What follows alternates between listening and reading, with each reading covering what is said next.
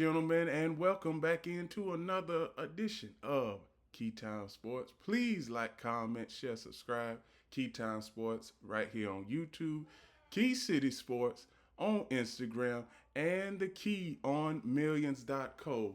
We had a great college football Saturday. Ole Miss comes out in Oklahoma and gets the win. Now, Oklahoma, they were lucky to get this win because they had a big lead in the third quarter, and somehow Oklahoma came back, took the lead initially for about 3 minutes there, but in the end, Ole Miss was able to come back and win the game. Now, one thing I'm going to say, Trinidad Chambliss, he had a good game.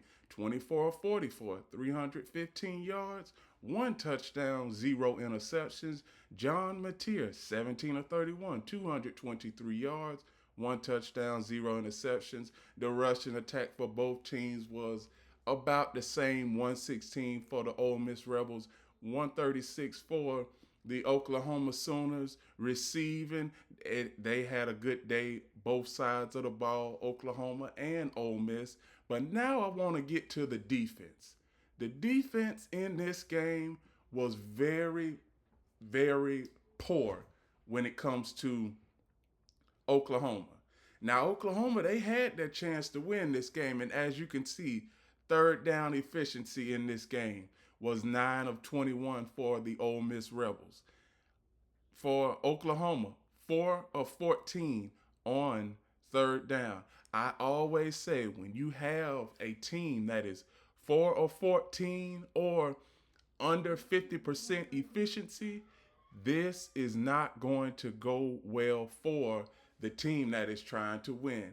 And as you can see, Oklahoma, they were going uphill for most of the game. I don't know. How do you expect to win a game if you're Oklahoma? How do you expect to win if you are always in a third and long situation? Third and 8, third and 12, third and 17, third and 20. And the defense, they weren't able to get off the field at all. But they did have some turnovers. They had one turnover, and that pretty much gave Oklahoma life. But the last 3 minutes of the fourth quarter, and I'm going to show you all some clips of that final sequence of the game. But Oklahoma, I believe they missed their mark. They're 6-2 right now, 2-2 in SEC play. Even though it's a 12-team playoff, I just don't see Oklahoma getting in that 12-team playoff because against games like this, against SEC competition, it is imperative that you win if you want to make it to the college football playoff. And as of right now, I'm going to tell y'all, here is their final sequence. This is 2nd and 1. Oklahoma, they get the first down.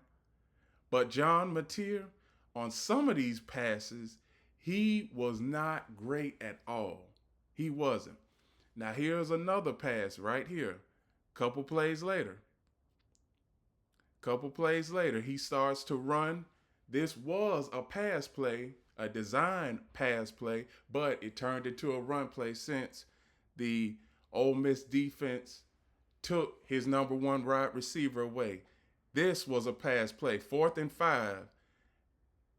And he threw it over the guy's head, didn't even give him a chance to make a play on the ball. Now, those were one of the passes where he was rusty. He was, and John Mateer, he has been fighting an injury throughout the entirety of the season. Most people were saying that he was a Heisman Trophy candidate. I necessarily didn't see that. I think that the Alabama quarterback, Ty Simpson, has a better chance at being a Heisman Trophy front runner than John Mateer because he's been in and out of the lineup. So, Brett Venables, what can I say about Brett Venables? The last couple of years, for him, it has just been below average to average at best. This season, you're ranked. You've been ranked consistently throughout the season, 6-2. Ole Miss is 7-1. Congratulations. And I'm going to tell y'all something a little bit later on in the show about Lane Kiffin, because I don't think he's leaving Ole Miss. He's got a juggernaut and a powerhouse at Ole Miss. But back to what I was saying. Ole Miss, some games, when it comes to games like this, it seems like in the past they would lose these games because they had a lead versus Georgia. Come back this week, get a bounce back win. In the past, Ole Miss would have crumbled the following week. But with Lane Kiffin at the helm, Lane Kiffin, he is a great offensive play caller. And everybody, and I do mean everybody, is at his begging call. I'm pretty sure his phone is blowing up right now when it comes to teams trying to get him. I hear Florida is trying to get him. LSU, they just got fired, and I'm going to get into Brian Kelly a little bit later on in the show, but LSU just fired Brian Kelly. Penn State is trying to get in contact with Lane Kiffin. Everybody is trying to get the hot commodity Lane Kiffin to their school, but I don't think that it is going to work out. So all in all, this was a very, very entertaining game. Congratulations to Ole Miss on winning their 7th game of the season. So now I got to say, who is going to be playing in Atlanta for the SEC championship? It's a crowded SEC. It is. You got Texas A&M, 7-1. You got Georgia, a one-loss team. You got Ole Miss, a one-loss team. You got Tennessee, a one-loss team. But preferably, I don't think Tennessee is going to make it to the SEC championship. I just don't. The next game I'm going to cover is the Missouri Tigers and the Vanderbilt Commodores. Another team. Vanderbilt is 7-1. They are relevant after this game. Now, we know the last year and a half, Vanderbilt, this is not the same Vanderbilt that we're used to seeing, 15, 20 years ago, where Vanderbilt, where 7-8 games were the ceiling for their season, and that was a good season. But now, Vanderbilt, Diego Pavia, even though he didn't have a good game, Vanderbilt defensively, Vanderbilt is almost tops in college football. Vanderbilt's offense, when it needs to score, it scores. And as you can see, when it comes to these statistics, Mount Zollers, 14-23, 138 yards, 1 touchdown, 0 interceptions. Bo Pribula, 9-14, 68 yards, 0 touchdowns, 0 interceptions. Diego Pavia, 10-19, 129 yards, 0 touchdowns, 1 interception. Missouri's rushing attack cracked over 100 yards, 170 yards. Vanderbilt's rushing attack, 136 yards. Receiving for Vanderbilt, it really wasn't. Passing yards in this game was a premium, and you could see that by the score. You can. But when the Vanderbilt Commodores needed a touchdown later on in the game, and I'm going to show y'all the team statistics, but when the Vanderbilt Commodores needed a touchdown in this game to win the game, they ended up doing it. And see, this is where I said sometimes numbers lie, because time of possession, Missouri, they had 36 minutes, 12 seconds to Vanderbilt's 23:48. Third down efficiency, Missouri was 5 of 16. Vanderbilt was 3 of 10. Total yards, 376 for Missouri, 265 for Vanderbilt. Passing, 206 to 129. This game, everything that Missouri did in this game was good. But the one statistic that they did not have is the final score. And this is why I say, when it comes to, you can have all of the yards in the game, you can have everything. But It comes down to scoring touchdowns and not field goals. And that's what Missouri did. They scored one touchdown and one field goal. Vanderbilt scored two touchdowns and a field goal. That's where this game was won and lost at. Now I'm gonna show you all a couple of clips from that last sequence of the game. Now, after two negative yardage plays, it was 3rd and 23 for Missouri. It was quarterback goes back to pass, Zollers goes back to pass, and he throws the ball to nobody in particular. This was a broken play. Flag was on the field. And this game, well, Vanderbilt, they committed this penalty because it was holding on the defense. But Missouri, they had another chance to win this game. They did. They had another chance to win it. And you can see where the cornerback for Vanderbilt was holding the guy. Now, here's another sequence. 4th and 10. Let's see what Missouri is going to do. 4th and 10. Zollers back to pass. He gets a first down. They were to the 40-yard line.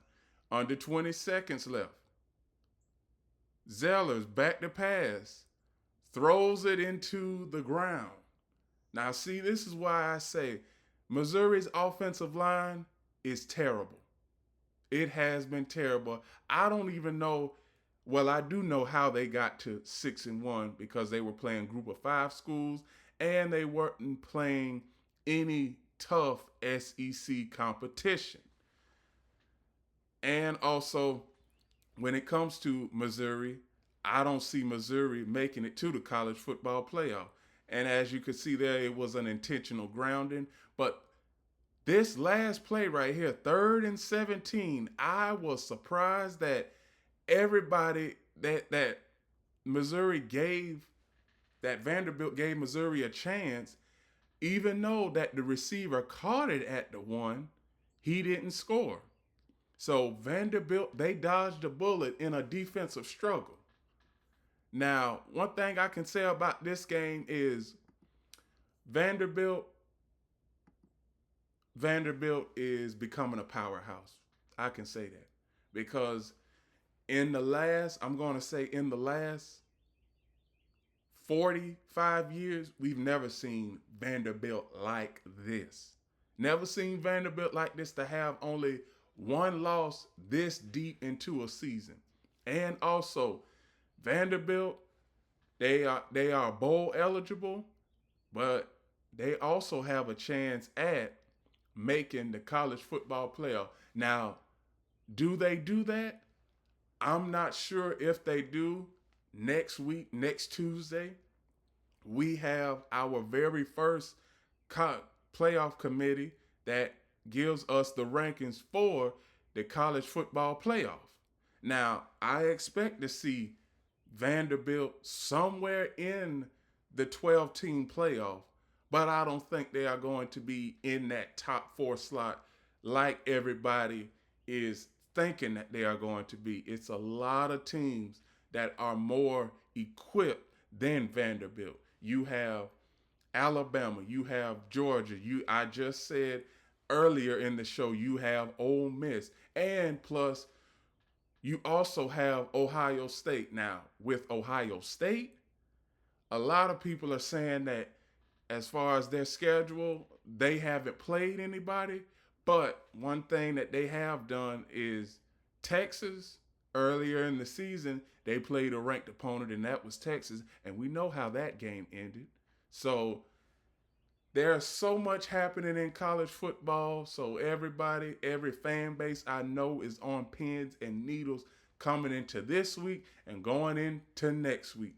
The next game I am going to cover is Texas A&M and LSU, or as I like to say, LS Who.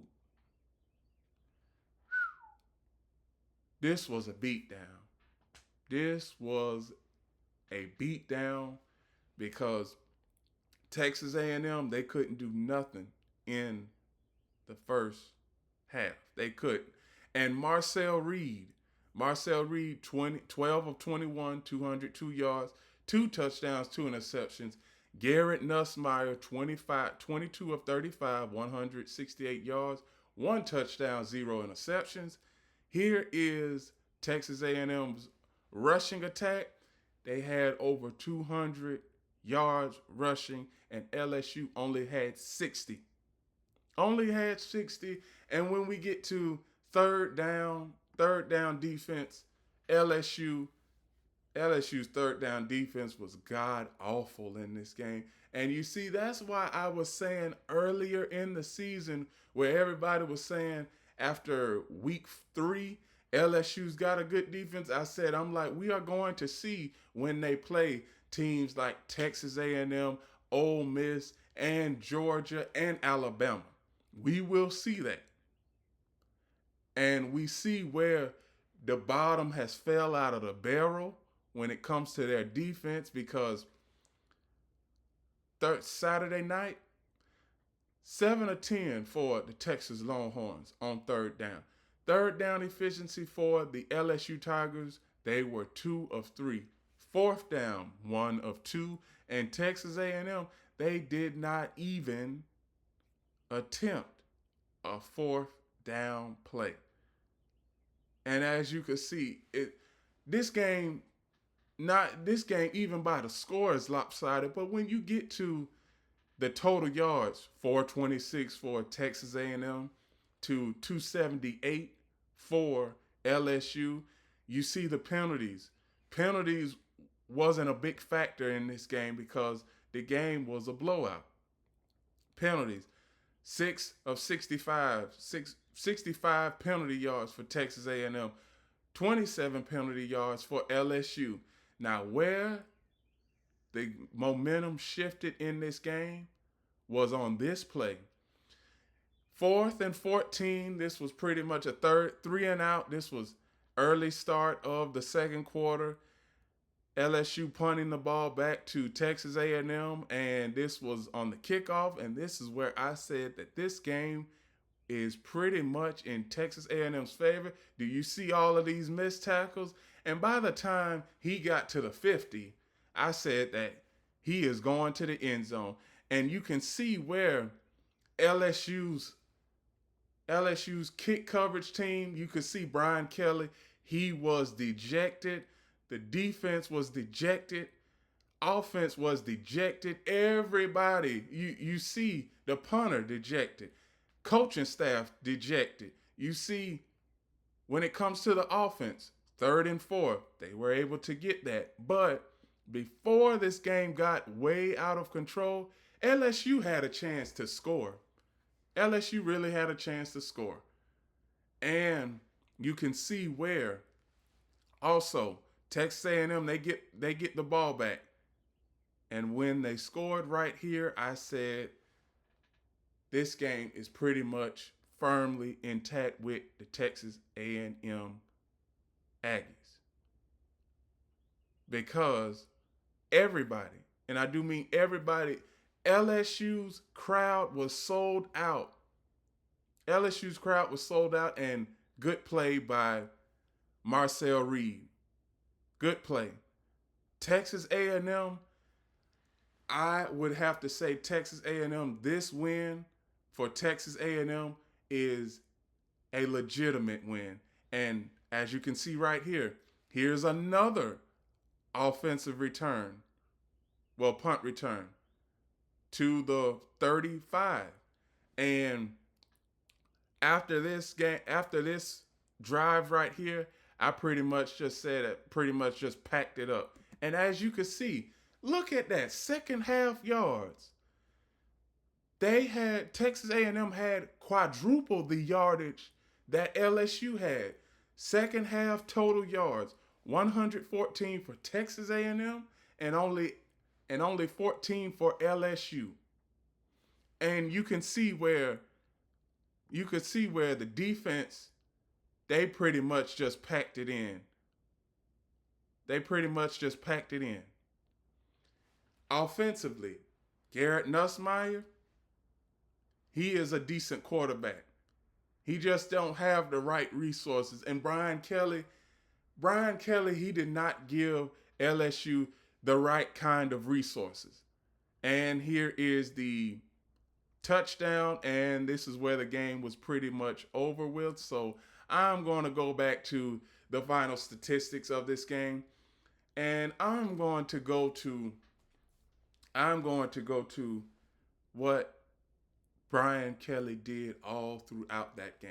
Now, a lot of people don't really know Brian Kelly's coaching background and how he started his coaching career. Only thing people remember is Notre Dame, but I'm going to educate y'all for a little bit. So if you want to know how long Brian Kelly has been in college football and how many times that he has had championship teams and haven't been able to meet the championship level that it takes to be a successful and a historic college football head coach, please listen up. Turn your speakers up because I am going to give y'all some college football logic when it comes to college coaching in college football. Now, LSU, Brian Kelly, he came to LSU in 2021. The reason why he came to LSU was he said that I cannot win a championship in my current environment. And when he started coming to LSU, he said that he was going to give the team a championship. He said that they were going to be a championship team year in and year out. But his first year, you had Jaden Daniels. And I'm going to say that was an offensive juggernaut, but your defense was bad. Second year, you had Jaden McDaniels again. This was 2023. You had him. Defense is bad.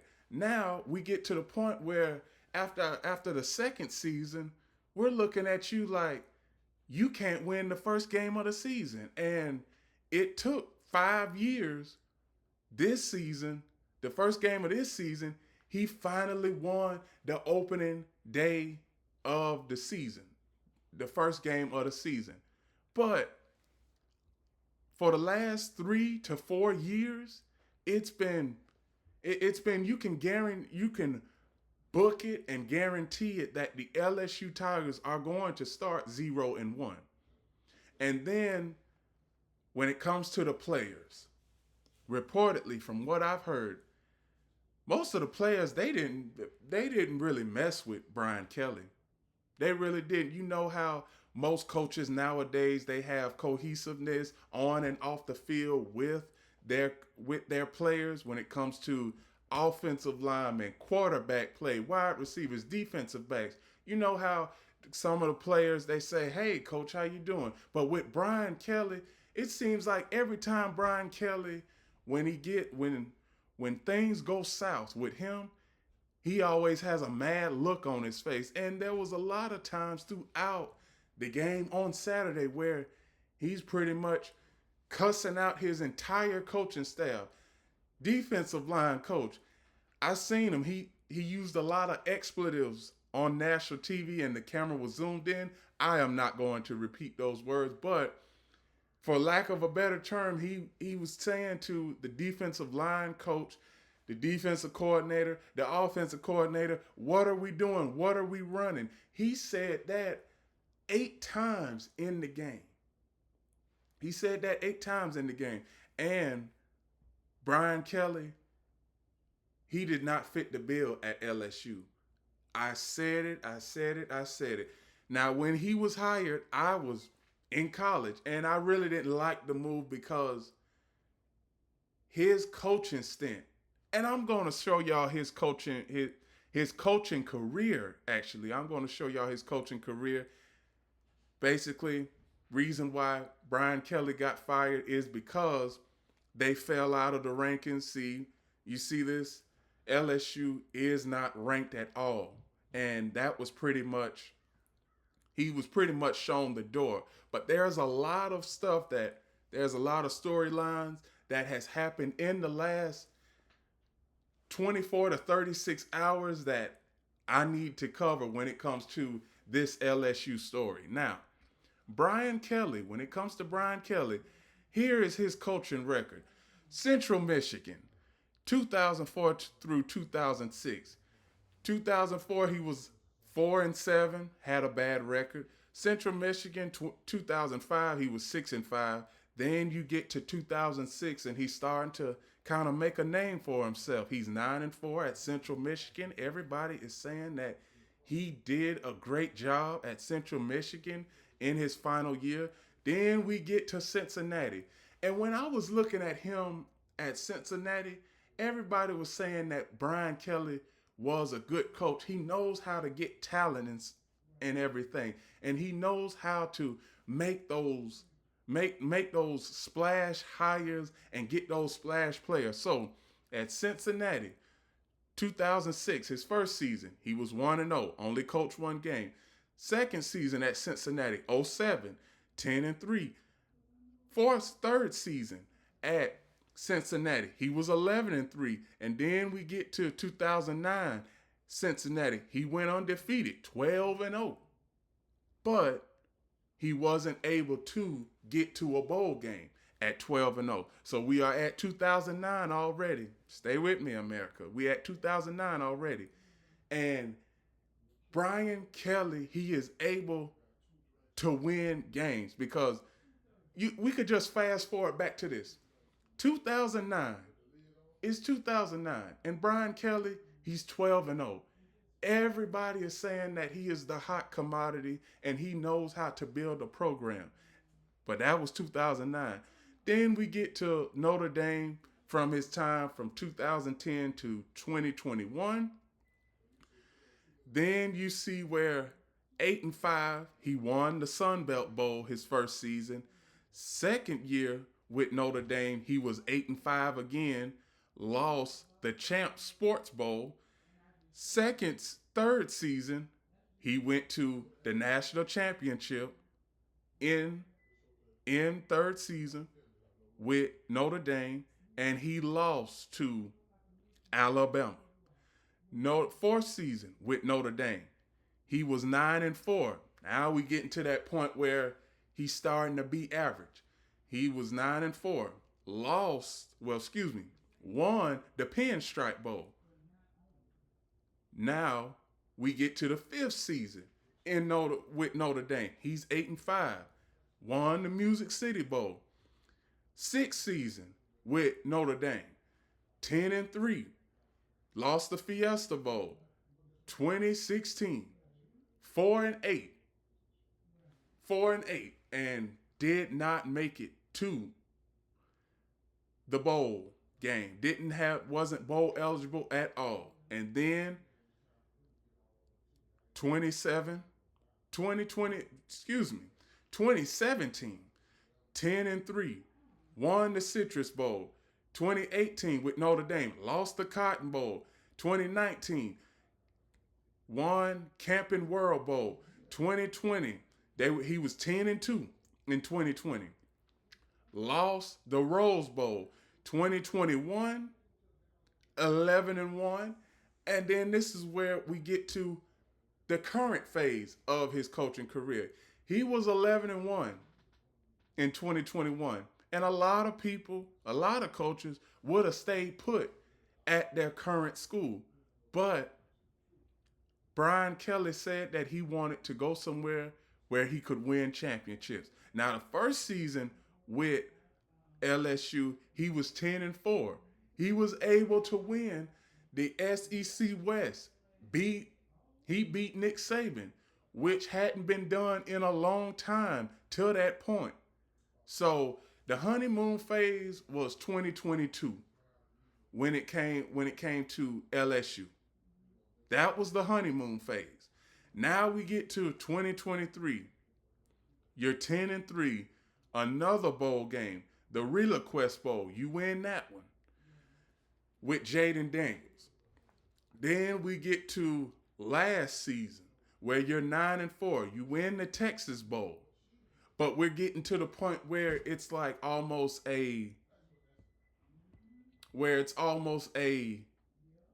it seems like the ceiling, you're not meeting expectations and the ceiling. That's what it was He wasn't meeting expectations and the ceiling. And this season started off great. You're 3-0. Everybody's saying that you have the top defense in college football, but then you get brought back down to earth with a loss to Ole Miss. You get brought back down to earth with another uncharacteristic loss, and then you get brought down back to earth with a team in Texas A&M that has an offensive juggernaut and has been averaging over 40 points a game, and your defense was not able to stop Texas A&M in their tracks. Now we get to a point where was all of this a ruse? This was a ruse because Brian Kelly, he was just selling the LSU fan base a pipe dream. He really was. He was selling the LSU fan base a pipe dream, and then everybody knows that he has his southern accent, and this was pretty much a bad hire from the start. Before I started this job, I said I didn't like it, and I'm telling you right now, I did not like this hire. I really didn't like this hire.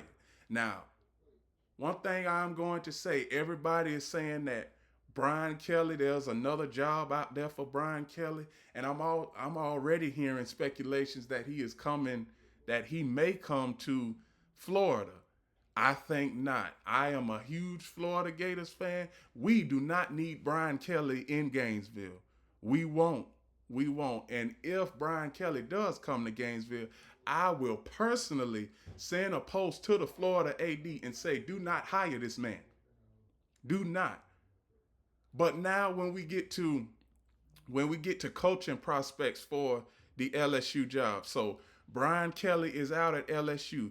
Top candidates, transfers, and recruits. We get all the way down here. 5 candidates for the job. Ole Miss coach Lane Kiffin. Now, I don't think Ole Miss coach Lane Kiffin is going anywhere because Saturday night, right after the Oklahoma game, he got a contract extension. So he's staying at Ole Miss. Another coach that has put his name in the hat for the LSU job, Tulane head coach John Summerall. I'm gonna tell y'all one thing. John Summerall, he need to stay where he at. It's a different animal when you talking about coming from a Power 4 school to a top 5 school. And we know that LSU over the years hasn't been top 5, but historically LSU is a top 5 school. So John Summerall, you need to stay where you at in Tulane. I would not want John Summerall as my head coach if I was an LSU fan.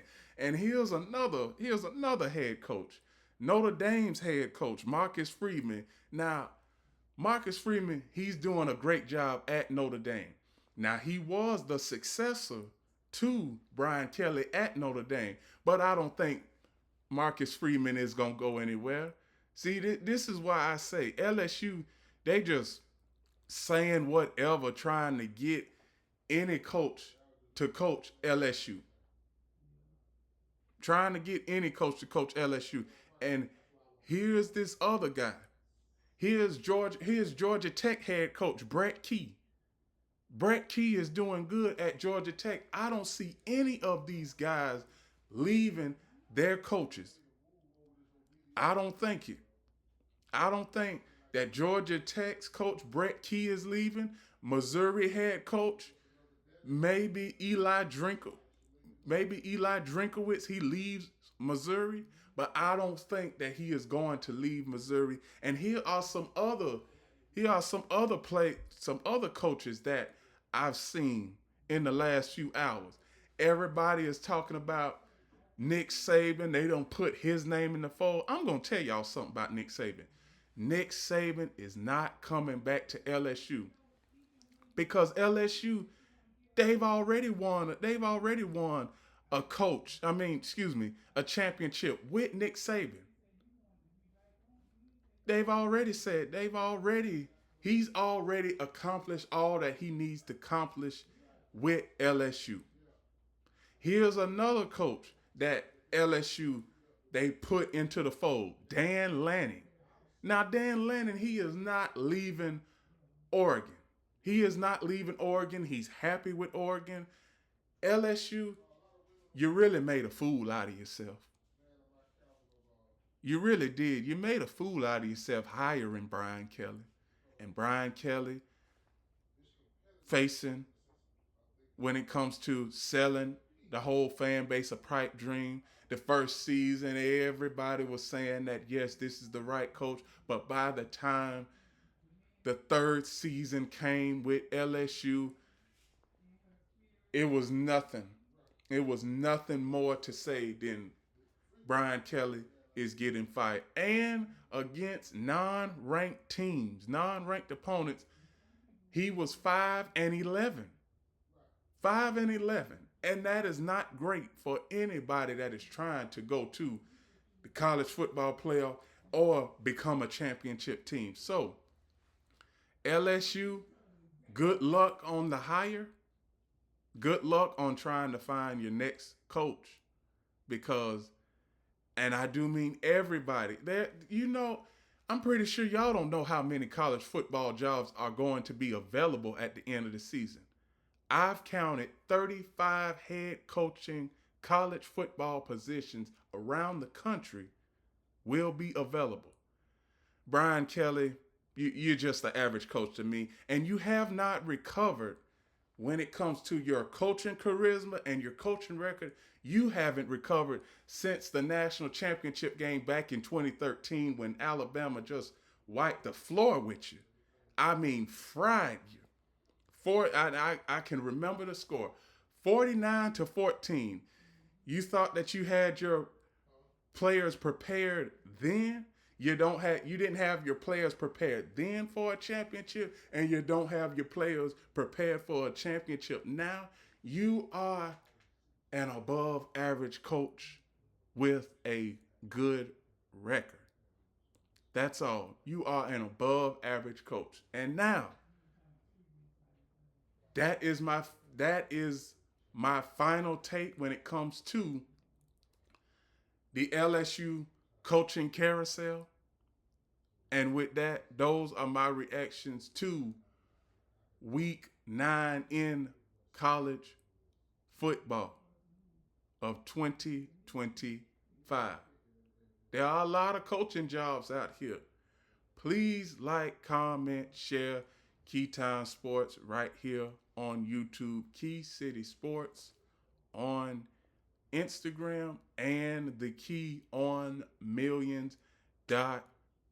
Remember, everybody, one last thing. The key is always on time.